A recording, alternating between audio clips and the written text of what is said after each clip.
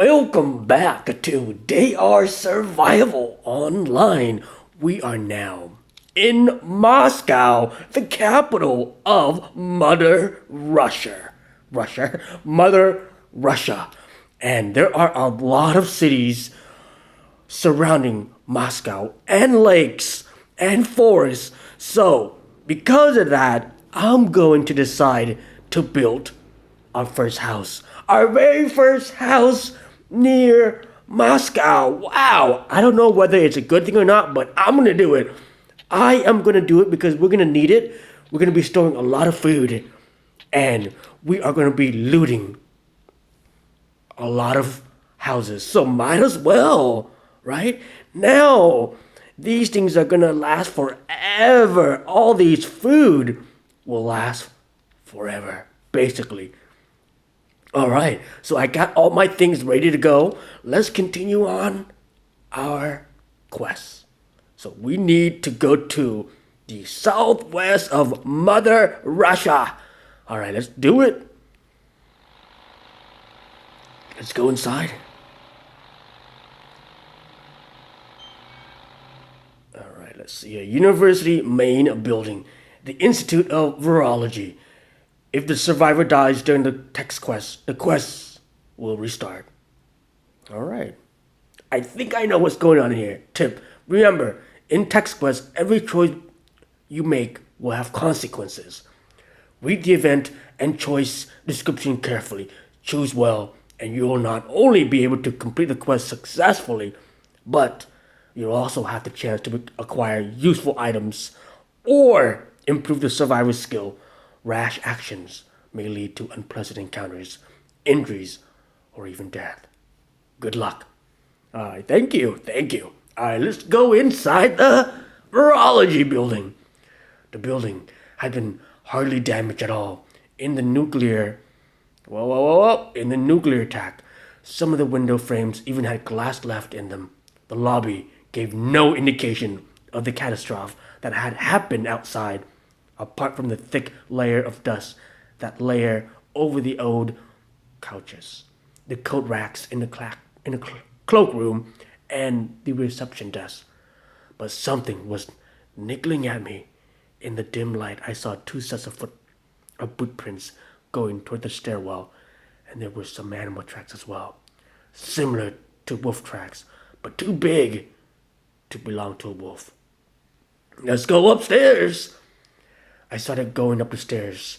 The large iron door on the second floor was shut. Judging by the dust in front of the door and on the handle, it hadn't been opened in many years. The tracks continue on up to the third floor. A muffled sound filtered down from somewhere above me, like a chair being knocked over. I think somebody's up there. Let's go to the third floor. The door to the third floor was wide open. Beyond it, I saw a small vestibule with 3 iron doors. 2 of the doors had padlocks, but the third was slightly ajar.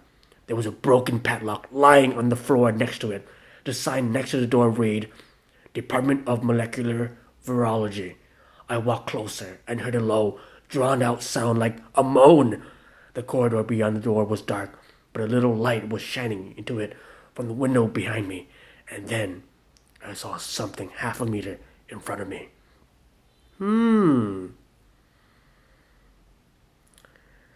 How about draw your weapon, turn on the flashlight, and go inside the corridor? Trying to move silently, I stepped into the dark corridor. The beam of my flashlight slid along the rough, whitewashed wall and landed on the sign on the nearest door. State collection of viruses. Full of caution, I crept further along the corridor. The sign on the next door read, Chemotherapy Laboratory. The trail of blood from the puddle led here, but I couldn't hear anything beyond the door. I went on. Yet another door, but this one didn't have a sign. However, there was a sign on the last door that read, Virus Structure Laboratory. There was some kind of noise coming from behind this door. The noise was muffled, but it sounded like a growl. Man, I haven't done this in a long time. Let's go to the chemotherapy lab. I cracked open the door cautiously and peeked inside. A few paces away from me, slumped back against a desk, was a man. His head lolled to the side and his eyes were closed, but his lips were trembling faintly. He seemed to be unconscious. I looked at his legs and was hit by a wave of nausea. One foot was missing. Ugh! And blood was streaming from the gruesome stump, pooling on the floor around him. On the other leg, there was a huge wound in his thigh, like a piece of the flesh had been ripped off. Approach the man and try to wake him up.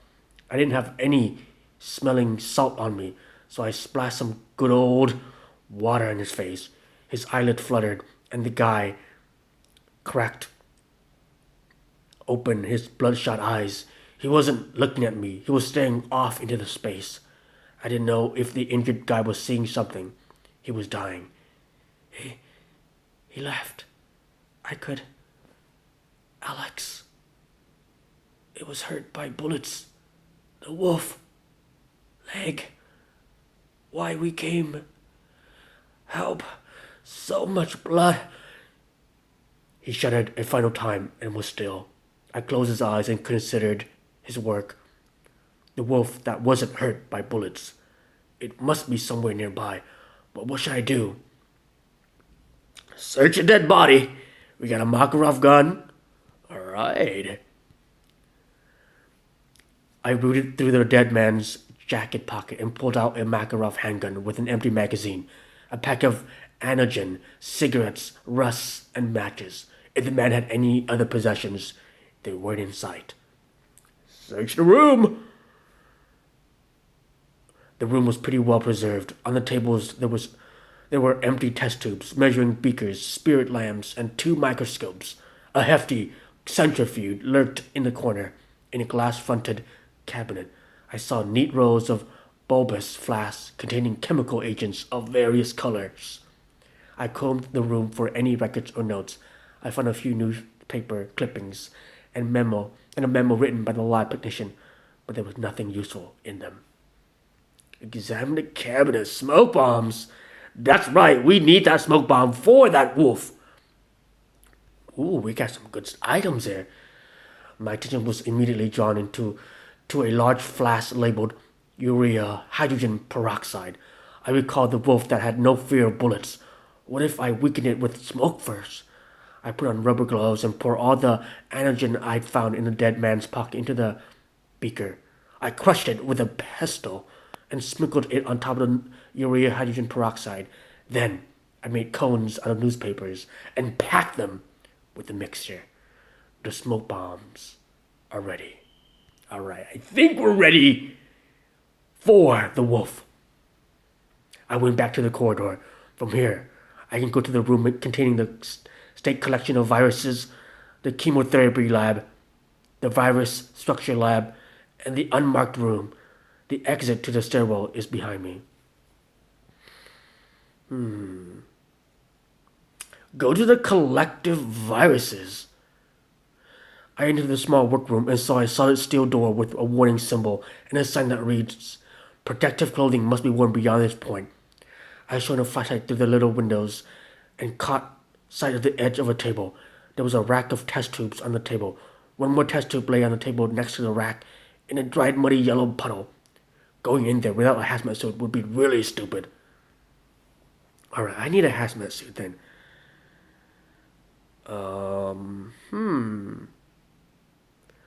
Oh, I picked something here. Through the door there was a huge empty room. It looked like somebody had carried everything they could out of the place. All that was left was a hefty cabinet with open glass doors. Clearly it was too large and heavy to move. The floor was littered with pieces of glass and tiles that had fallen off the walls, an extraction hood protruding from the ceiling. I discovered that the windows were shut tight and also sealed from the inside. There's nothing else noteworthy here. So we went to the chemotherapy already. We went to the unmarked door. So our last but is going to the virus structure lab. I went up to the door and heard a low, threatening snarl. Whatever was in the room, it had heard my footstep or smelled me. The door opened to the room. Oh, wait. I gave it a quiet nudge and peered through the opening. Inside was a small workroom. I saw another door, and a black beast stood in front of it. The creature looked like a wolf, except that it was twice the size of any normal specimen. My flashlight revealed the dirty, coal black coat. The creature turned its horrible, bloody muzzle toward me and sniffed the air deeply. It must use smell and sound to orient itself. It had large yellow blisters where its eyes should be. The wolf jumped right at me. The door withstood the impact of its massive body, but I was sent flying against the corridor wall. My first reaction was to grab my gun, but then I lowered it, reconsidering. Going into this fight unprepared would be suicide. We need to throw that smoke bomb. Crack open the door and throw smoke bombs in. The wolf won't be able to smell me through the smell of the smoke. I'll have the advantage. I lit the paper wrapper, lobbed both smoke bombs into the workroom, and pressed my back against the door. They must have been smoking well, because the wolf seemed to be getting angry. It threw itself at the door again and again. The joints of the door shook with every impact. I prayed to God that the wood and lock would hold. At last, the wolf stopped trying to get out into the corridor. It seemed it was trying to get into the inner room of the lab. All right, let's open the door. The whole room was filled with smoke. The wolf was standing by the second door, shaking its head. The smoke had disoriented it. It couldn't see me. It didn't have eyes.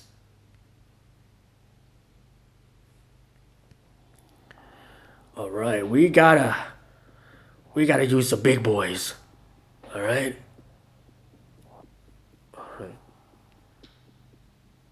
All right, let's see if I can just throw this here. There we go. Throw one more. And shoot it. It should be disoriented by now. So. No! No! Oh, I was too close for it. My God, lacerated body. Ah, that was a bad decision. Anyways, at least we won. It's all over. The final wound proved fatal. With a surprisingly piercing yelp, the wolf fell to the floor and began writhing in horrible convulsions. It didn't help. It didn't want to die. The spasm stopped after a few minutes. The enormous jaw opened for the last time, and its yellow tongue rolled out onto the floor. Let's go to the inner room. The interior door was all scratched up by the wolf's claw and teeth. I turned the handle and pushed. Out the door didn't budge. I pushed with all my strength, but it still didn't move. Was it locked? No. Something wasn't right. The wolf wouldn't guard it like that. I listened. Not a sound. Shout, "Open up! Everything is okay! I killed it!" After a minute later, I heard a sharp scraping sound behind the door. Someone was pushing away with something heavy. At last, the handle began to turn. I took a step back. A short and stocky young guy appeared before me. He barely reached my shoulder, but his look of pure joy transformed into one of the horror when he saw the gun barrel pointed straight at his face. In a quiet voice, he stuttered the word, I thought it was Vadim. Who are you?" "Who am I? Just an average shifter. Who might you be?" "I'm Alex," said the kid, grinning broadly. My buddy and me live not far from here, near Mestici. Ever been? No. Sometime we make trips into the city, do a quick run through the grocery stores, and then straight back home. No, don't go thinking we're bandits or nothing, or something. We've never laid a finger on anybody. I used to be a chef, and Vadim worked as a senior engineer. We don't know how to shoot. We're completely harmless." Let's keep listening. "Our luck went out this time. The beast was tracking us. We decided to hide in the institute, and it came at us. Vadim fell behind, and I got stuck here in this room. Jumping out of the window was my last resort. Thank you for saving me. You're a good guy. I'll never forget it." He reached out to hug me, but took a weary step back.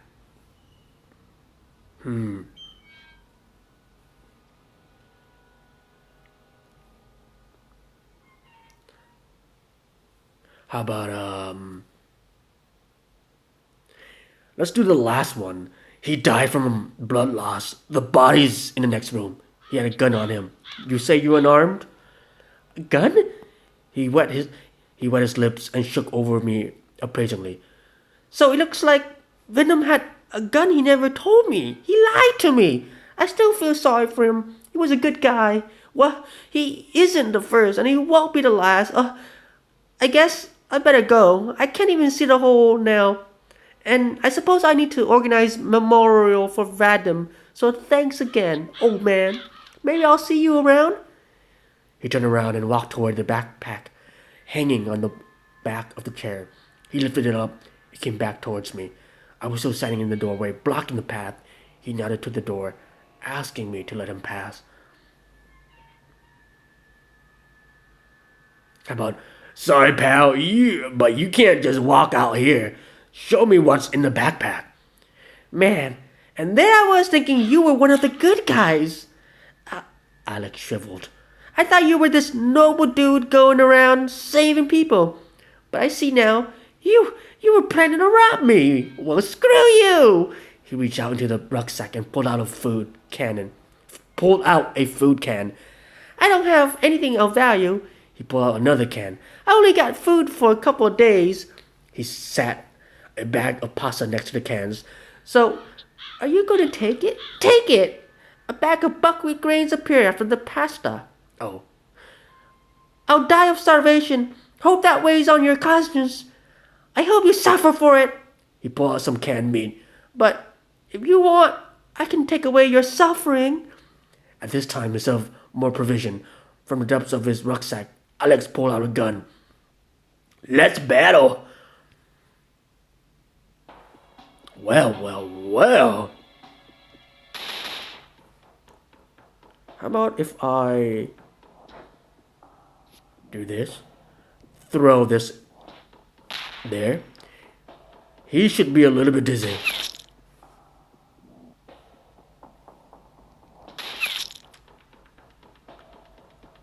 Oh, there we go. That should be it. The man gasped his last. I dragged the body into the corner. Then I started looking around the place where the man had hidden from the wolf. The only furniture in the room was a cabinet, a desk, and a chair. And the room was scarcely bigger than the workroom where I fought the wolf. There were 2 more doors, both shut with heavy padlocks. The desk door contained nothing interesting, but then in the cabinet I discovered an almost brand new hazmat. Oh, we needed that! Hanging in a slip cover. I stowed it in my backpack. Yeah, we need a hazmat suit. I'm gonna go back. I want to get some items there, no? Nothing? Okay, let's go into the state collection of viruses. I entered the small workroom and saw a solid steel door with a warning symbol and a sign that reads, oh yeah, we read that already. Put on the hazmat suit and go inside. The room was very long and the far wall was swallowed by darkness. The collection of viruses was laid out across 3 tables in the test tubes, secured in racks. Certain test tubes were empty. As I panned my flashlight, I crossed the rest. I saw that they contained cloudy yellow, pink, or pale green liquid. There were broken glass and dried puddles on the floor and tables, and patches of gray-brown mold appears in patches on the wooden tabletop. I couldn't smell anything from inside the hazmat suit, of course, but I would bet that the place had a fair stench of it. Carefully searched the room. The smashed test tube indicated that the building had been shaken during the nuclear attack, but not violently enough to overturn the chairs. There were microscopes on a bench running along the far wall. A chunk of plaster was sticking out from under the table. It probably fell off during the bombing. I bent down and saw a hole in the wall. There was something inside. Let's reach it into the hole and pull out the object which we needed, which is the letter. That's right. Well, what do we have here? Looks like somebody wanted to send a letter, but they forgot to or ran out of time. Its content might be of interest, seeing how it was hidden in the wall and all. I hope the paper didn't get too damp in there. I don't think I'm going to find anything more into this department. I need to leave the institute and examine my find. Alright, let's examine the find. Letter to Tula. Dear Nadeska, when you read this message, I beg you, do as I say. I don't want to frighten you, but things are bad. Nestorov didn't come to the lab today. The rest is illegible. The ink is blurred. The recipient address is on the envelope. NV Kulik Tula, 28 Krasno Armansky Prospect. When I left the institute, the first thing I did was to take out and examine my main trophy, the letter from the cache in the state collection of viruses. As I feared, the cheap paper had grown damp and the ink had run, both on the envelope and on the letter itself. But the little I could decipher was very intriguing. I don't want to frighten you, but things are bad. Nestorov didn't come to the lab today. It looks like there was some secret being kept in this place. I need to go to Tula and speak with Nadeska Kulik. I hope she knows something and that she's still alive. If I'm lucky, I'll find whoever wrote this letter there too. Alright, I guess I am going to Tula, right? Whoa, close it. Yeah, that's Tula. Alright, we leveled up, yep. We need to make that hazmat suit eventually. Okay, well, what do we have here? We should have a hazmat suit, I think. Do we? No, it went out? What? Alright, well, let's see our damage. We need to go back home to suture our... Carrying weight -20. Wow, yeah. We need to go back home. And heal up. So that we can continue searching Moscow. For sure, search Moscow. Let's see here. Let's suture up our... Stitch up our wounds. 10 days until I can get out of this place. Alright guys, you know what? Thank you for watching. Don't forget to leave that like, comment, or subscribe for some more content of DAR Survival. For our next episode, we'll try to search Moscow and the surrounding cities of Moscow for some more items, some upgrades, and some good loot. So, I'll see you guys next time.